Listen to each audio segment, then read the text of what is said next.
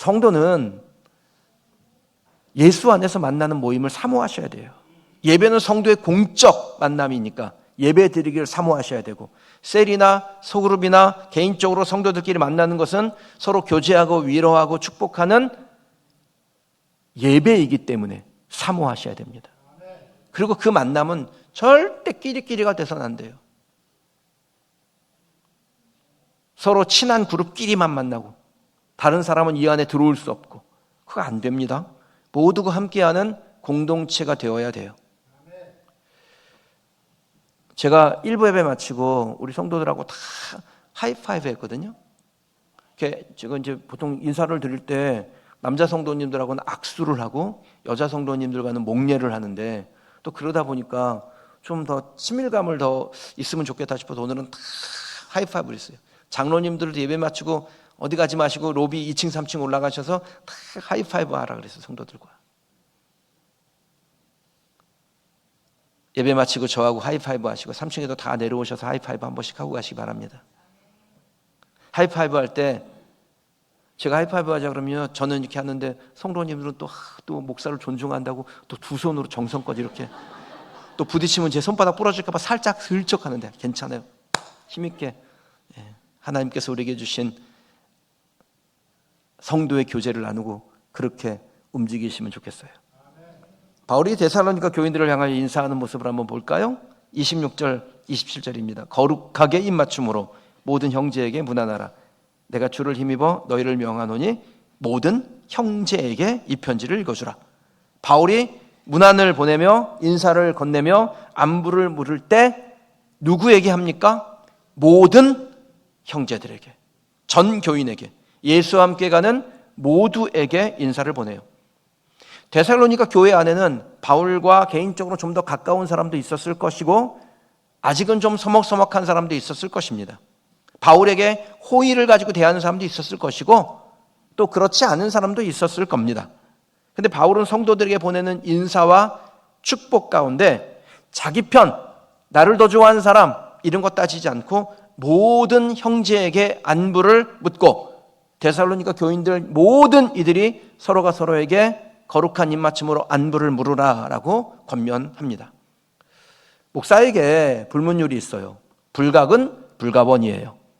목사는 특정한 성도에게 불각은 너무 가깝지도 말아야 되고요, 불가원 너무 멀지도 말아야 됩니다.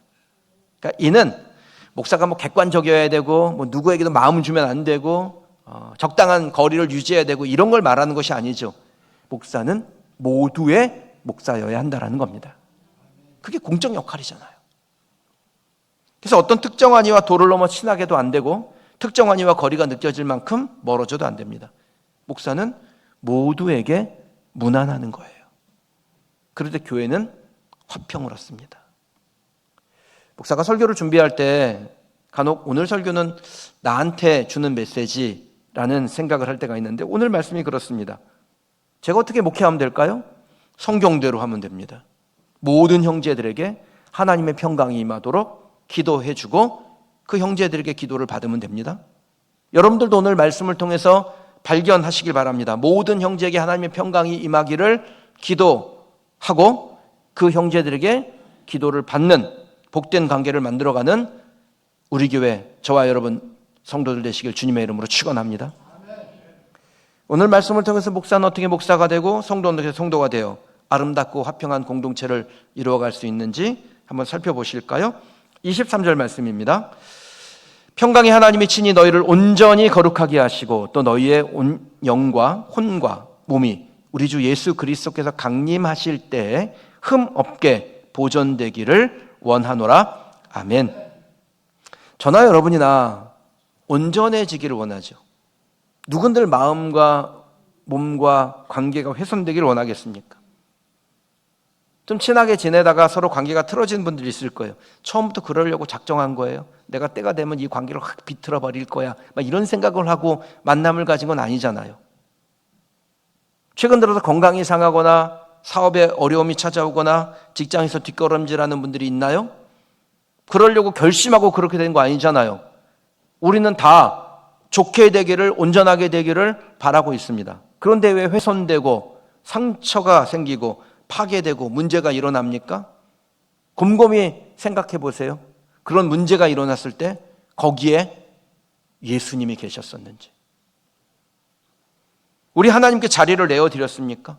모두가 모인 그곳에 하나님께서 평강으로 임하시도록 주님이 앉으실 의자를 준비했나요? 그랬는데도 문제가 생겼습니까? 그럴 수 없지요. 주님이 그곳에 계셨다면 평강의 주님으로 인하여 반드시 평강이 임했을 겁니다. 예수님의 주권을 인정하지 않았기 때문에 문제가 생기는 것입니다. 평강의 하나님이 함께 하시면 하나님께서 온전하게 하시고 영혼과 육체를 흠없게 보존하시기 때문에 문제가 생길 수가 없는 것입니다. 그러니까 그 사람의 성격이 이상해서 스타일이 남달라서 사회적 분위기가 그래서 이런 건 다 핑계고 예수님이 없었던 거예요. 교회 중에 좀 다툼이 있는 교회들이 간혹 있지요. 아마 여러분 중에 교회를 다니다가 교회에 좀 다툼이 있어가지고 나 도저히 여기 못 있겠다 그래가지고 좋은 교회를 찾아서 우리 교회를 오신 분들도 있을지 모르겠습니다. 근데 그 다툴 때요, 거기에 예수님이 있을까요? 다투는 교회에서도 찬송 부르고 설교 듣고 마귀야 물러가라 기도도 하는데 예수님 안중에도 없습니다. 예수님이 중재자요 중보자라고 인정했다면 평강의 하나님 계신 곳에 다툼이 오래 갈 리가 없지 않습니까? 여러분 부부싸움 하는데 예수님이 찾아오셨어요. 그럼 예수님 거기서 잠깐 지켜보세요. 누가 잘 싸우는지. 그리고 서로 치고받고 싸우시겠어요? 그러니까 예수님이 어쩌고 하나님이 어쩌고 입만 살아서 떠드는 거지 쌈박질하는 사람은 예수님을 존대하지 않는 겁니다. 사랑하는 성도 여러분, 이건 매우 중요한 원리예요. 여러분이 거하는 곳에 하나님이 함께 하도록 하십시오. 여러분이 계신 그곳에 예수 그리스도께서 머물러 있도록 그 자리를 내어 드리십시오. 그러면 화평하게 될 겁니다. 때로는 인내하고 때로는 용서하고 때로는 감싸주고 때로는 희생하며 예수님이 바라는 온전함을 위해 사는 저와 여러분이 되기를 주님의 이름으로 축원합니다. 그것을 위해서 예수님을 우리의 모든 삶의 영역에 초대하는 것입니다. 말로만 주님이라고 하지 말고 정말 주님, 나의 주권을 완전히 이양하여 예수님께서 나를 다스리시고 내 삶의 주관자가 되시도록 예수님 앞에 순종하시길 바랍니다. 그럼 평강의 하나님께서 친히 여러분과 함께 하셔서 흠없게 하시고 온전하게 보존해 주실 줄 믿습니다. 내가 그 평강의 하나님을 초대하고 주님과 함께하고 있다는 증거가 뭘까요? 25절 말씀 보겠습니다. 형제들아 우리를 위하여 기도하라. 주님과 동행을 결정한 사람은 기도합니다. 반드시 기도해요. 기도는 소원 성취하는 거 아닙니다. 그러니까 기도에 대한 일반적인 정의가 그런 거잖아요. 세상 사람들도 기도하잖아요. 근데 기도에 대한 일반적인 정의가 뭡니까? 기도 이꼴 소원 성취했죠? 그런데 우리의 기도는 주님의 뜻을 알고 주님의 뜻대로 행하기 위한 준비 과정입니다. 하나님을 나의 주권자로 인정하는 결정을 내리기 위한 워밍업을 하는 거예요. 그러니까 기도는 내 뜻을 관철시키는 것이 아니라 그 기도의 자리에서 하나님의 뜻이 무엇인지를 깨닫게 되고 그 하나님의 뜻에 순종하는 결단을 내리고 빠져나오는 것이 기도거든요.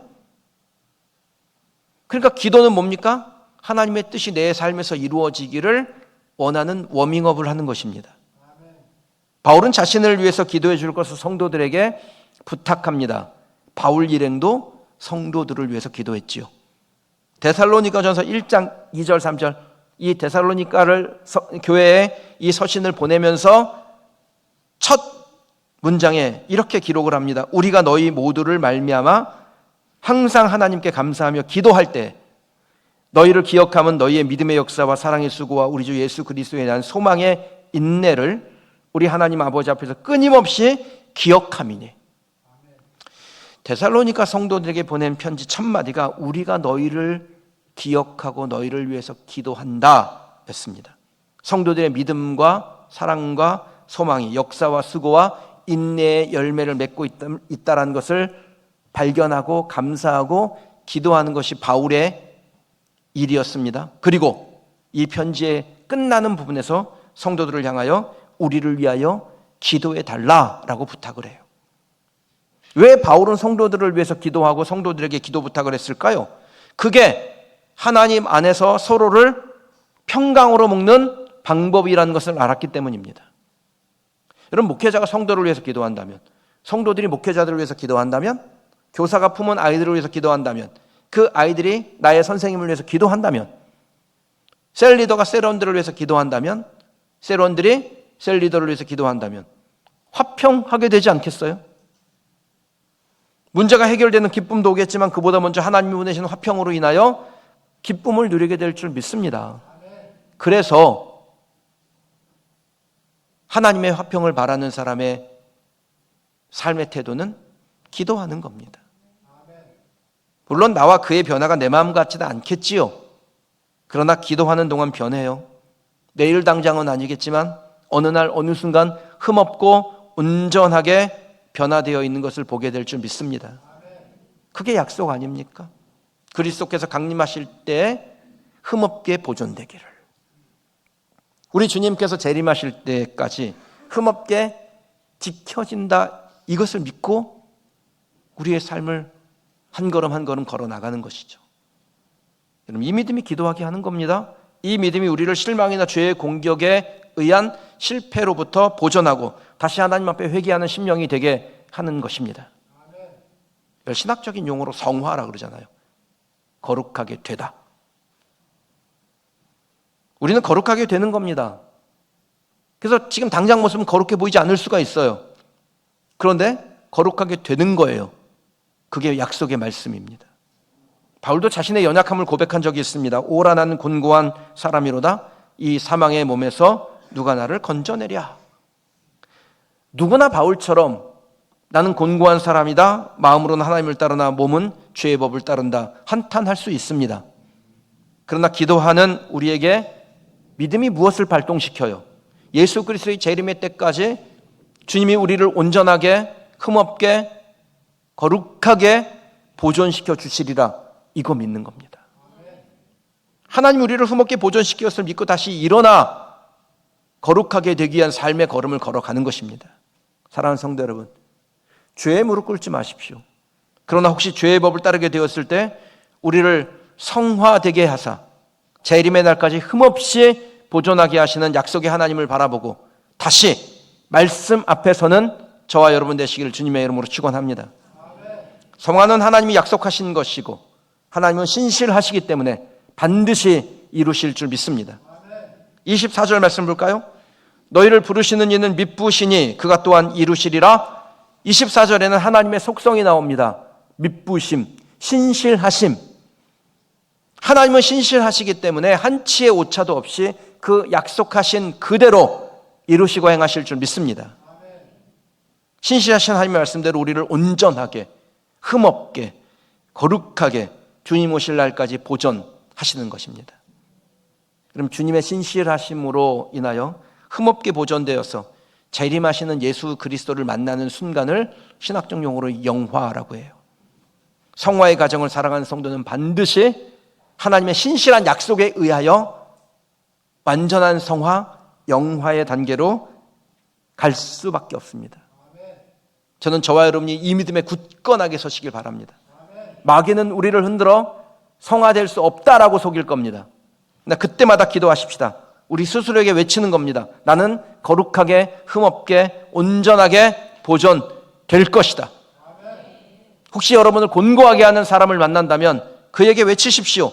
당신이 아무리 못되게 굴어도 나는 평강의 하나님으로 인하여 친히 나를 도우시는 그 하나님으로 인하여 온전하게, 거룩하게, 흠없게 보존될 것입니다. 속으로. 겉으로 하면 싸움 나니까. 자영업 하시는 분들 일하시다 보면 이상한 사람 만날 수 있어요. 진상 고객 이런 분들이 있을 수 있어요. 여러분 마음을 막 억울하게 하고 속상하게 하고 막 지치게 하고 그냥 다 때려치고 싶게 만들고 그럴 수 있잖아요. 여러분 그때 그 고객을 향하여 째려보지 마시고 환한 미소로 당신이 아무리 못되게 굴어도 평강의 하나님이 친히 나를 온전하게, 흠없게, 거룩하게 보존하실 겁니다. 어떻게 해요? 속으로. 그럼 이 믿음이 있으면 그 다음 단계로 이어지게 됩니다. 예수님처럼으로요. 26절을 볼까요? 거룩하게 입맞춤으로 모든 형제에게 문안하라. 바울은 그 자신이 성도를 향하여 거룩한 입맞춤으로 문안하였고, 데살로니가에 있는 모든 성도들이 서로가 서로를 향하여 거룩한 입맞춤으로 문안하기를 원했습니다. 입맞춤은 그 당시 사람들의 자연스러운 인사법이었습니다. 근데 입맞춤하면서 속으로 해칠 계획, 악의적 생각을 하는 사람들이 당연히 있었겠죠. 그 대표적인 사람이 가룟 유다 아닙니까? 가룟 유다가 예수님을 팔기 전에 한 일이 뭐예요? 입맞춤이었어요. 곧 예수께 나와 라삐여 안녕 하시옵니까 하고 입을 맞추니 예수께서 이르시되 친구여 내가 무엇을 하려고 왔는지 행하라 하신대. 이에 그들이 나와 예수께 손을 대어 잡는지라. 자기를 팔려고 거짓 입맞춤하는 유다에게 예수님이 하신 일이 뭡니까? 행하라. 허용하는 거예요. 받아주는 것이었습니다. 그러니까 유다는 거짓된 입맞춤으로 왔지만 예수님은 거룩한 입맞춤으로 응대하셨습니다. 우리의 입맞춤에, 우리의 인사에, 우리의 만남에 거룩함이 더해진다면 어떻게 되는 건가요? 우리의 행함이 거룩해진다면, 거룩이 더해진다면 그 안에 사적 이익을 추구하거나 자기 만족을 위한 태도는 사라지게 될 겁니다. 거룩, 곧 순결하게 성도를 대하는 태도가 성도의 정서, 교회의 정서가 되면 그 사람은, 그 교회는 서로 헐뜯거나 비난하거나 다툼이 있거나 분쟁하지 아니하고 언제나 화평을 누리며 그것이 하나님 나라의 비전으로 연결될 거예요. 아멘. 여러분, 교회가 화평하지 않으면서 하나님 나라 비전을 말하는 거 다 헛소리예요. 화평하지 않으면 마음을 하나로 모을 수 없게 됩니다. 하나로 마음이 모여지지 않는데 어떻게 하나님 나라 비전을 향해 갈 수가 있어요? 비전은 화평할 때 선명해집니다. 그리고 화평을 위하여 우리 모두가 힘을 모아야 합니다. 누구도 화평을 깨는 거짓의 입맞춤을 해서는 안 됩니다. 우리는 성령의 사람 아닙니까? 성령의 사람이라면 성령이 하나 되게 하신 것을 힘써 지키는 삶을 사셔야 돼요. 그것이 무엇이에요? 성경이 우리에게 분명히 말씀하지요. 모든 겸손과 온유로 하고 오래 참음으로 사랑 가운데서 서로 용납하고 평안에 매는 줄로 성령이 하나 되게 하신 것을 힘써 지키라. 아멘. 겸손, 온유, 오래 참음, 이와 같은 예수님의 성품을 통해 거룩한 사람이 되기를 힘쓰셔야 됩니다. 힘쓴다라는 것은 자연스럽지 않다라는 거예요. 그냥 내버려두면 자연스럽게 되는 것, 이게 아니죠. 힘써야 해요. 교회 수십 년 다녔으니까 뭐 직분 받았으니까 리더니까 이래도 되는 게 아니라는 겁니다. 힘써야 합니다. 내가 원하지 않는데 내가 흔쾌하지 않아도 그것을 하고자 힘써야 합니다. 수고와 노력을 쏟아야 이룰 수 있는 것이 하나됨, 화평이에요. 예수님께서 십자가에 피 흘리는 그 힘쓰심으로 이루신 화평, 그것을 우리에게 주셨는데 우리도 힘써 주님이 우리에게 주신 화평을 지켜나가는 성도가 되시길 주의 이름으로 축원합니다. 데살로니가 교인들에게 보낸 바울의 마지막 권면이 27절에 나옵니다. 내가 주를 힘입어 너희를 명하노니 모든 형제에게 이 편지를 읽어주라. 여러분, 이는 한 공동체를 이룬 성도는 한 성령 안에서 한 진리 안에 있어야 된다는 것을 말하는 것입니다. 데살로니가 전서를 모든 성도들이 다 읽어야 합니다. 그리고 이 안에서 말씀하고 있는 진리를 모두가 다 지켜 행해야 됩니다. 이것을 바울이 마지막으로 권면한 것입니다. 사람의 성향은 다를 수 있으나 진리는 모든 사람에게 동일하죠. 개인의 취향은 존중하나 진리를 거치는 행위는 반드시 통제받아야 됩니다. 인격의 문제는 인내로, 진리의 문제는 단호하게. 우리 교회는 이 기준을 분명하게 지킬 거예요. 이제 곧 세례식이 있는데 세례받는 분들에게 묻는 마지막 질문입니다. 여러분은 이 교회의 다스림과 치리에 복종하고 그 거룩함과 화평함을 이루도록 힘쓰기를 다짐합니까? 이렇게 묻습니다. 여러분, 이 질문 괜히 하는 게 아닙니다. 성도는 교회의 다스림과 치리에 복종할 의무가 있습니다. 그래서 교회는 가르쳐야 되고 성도는 가르침에 따라야 돼요. 가정도, 교회도, 나라도 이 법이 흔들리면 콩가루 집안이 되고 쑥대밭 같은 교회 되고 순식간에 후진국 됩니다. 법, 곧 진리는 반드시 지켜져야 되고 존중되어야 돼요. 그것을 위해서 진리를 알고 그리고 진리를 배우고 진리를 존중하는 연습을 반드시 하셔야 됩니다. 바울은 데살로니가 교인들에게요, 교회의 거룩함과 화평을 위하여 모든 형제들이 이 진리를 읽고 듣고 따르라라고 당부했습니다. 사랑하는 여러분, 저도 여러분에게 당부합니다. 진리를 따라가시기 바랍니다. 진리를 가장 중요하게 여기셔야 돼요. 교회를 갱신했던 종교개혁자들, 그들이 가장 중요하게 여겼던 것은 솔라 스크립투라, 오직 성경으로, 말씀으로. 그러니까 말씀으로 돌아갈 때만 우리 안에 진리가 굳건해지고 그 진리가 결국 우리를 자유케, 우리의 영과 육을 살리는 것입니다. 내 성향과 진리가 충돌한다면 진리의 편에 서세요. 간혹 교회에서 막 정치 얘기하면서 논쟁하시는 분들이 있는데 다 부질없는 짓입니다. 복음 전파에 전혀 관심도 없는 그 세상의 정치를 진리보다 더 중요하게 여기고 거기에 목숨을 걸고 막 그걸 따르는 것을 볼 때 진리를 우선시해야 되는데 진리는 뒷전으로 밀어나고 그것에 막 주목하고 그것만 따라가는 사람 볼 때 좀 안타까운 마음이 들어요. 예수님 오시면 다 사라질 부질없는 것들인데. 그래서 누가 성도의 모임에서 그러면 화평을 깨는 그런 이야기를 하잖아요. 그러면 단호하게 얘기해 주세요. 눈 동그랗게 뜨고 얘기하셔도 돼요. 그런 거는. 목사님이 그런 얘기는 하지 말라고 그러셨어요. 분명하게 말씀하세요. 그럼 우리는 예수를 믿어 영생을 얻고 우리가 얻은 영생을 사람들에게 증거하여 그들도 구원받게 한다. 예수님께서 우리에게 주신 마지막 명령 아니에요? 너희는 땅끝까지 이르러 모든 사람을 제자로 삼고 세례를 주고 구원받게 하라. 이 말씀 앞에 순종하는 교회가 되는 것입니다.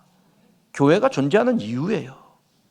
교회가 존재하는 이유는 뭐 여러 가지 뭐 부차적인 것도 있지만 제일 중요한 걸 안 하면서 그 겉절이 같은 걸 하면 되겠어요? 진짜 중요한 걸 해야지. 진짜 중요한 건 뭡니까? 내가 예수 믿어 구원받았고 모든 영혼이 구원받기를 원하시는 주님의 뜻을 따라서 그들에게 복음을 전하고 그들도 구원받게 한다. 그럼 이것에 모든 초점이 맞춰져야 됩니다. 그러면 하나님께서 우리에게 화평을 주시고 그 화평은 하나님의 비전으로 연결될 것이고 하나님의 비전은 하나님의 말씀의 성취를 가져오게 될 줄 믿습니다.